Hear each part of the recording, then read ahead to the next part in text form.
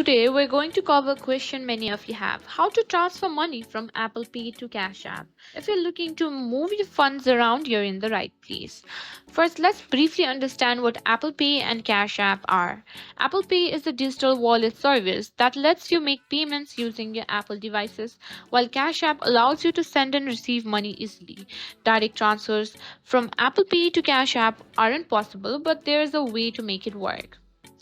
Now, step 1 is to link your bank account to both Apple Pay and Cash App.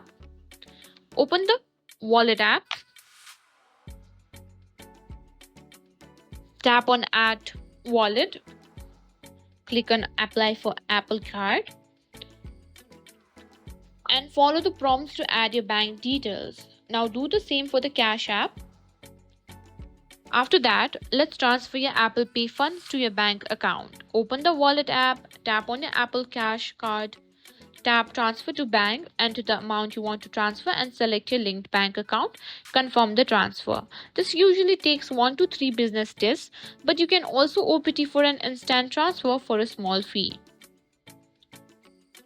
Now that your Apple Pay funds are into your bank account, you can add them to Cash App. Open Cash App and tap on the bank icon at the bottom left.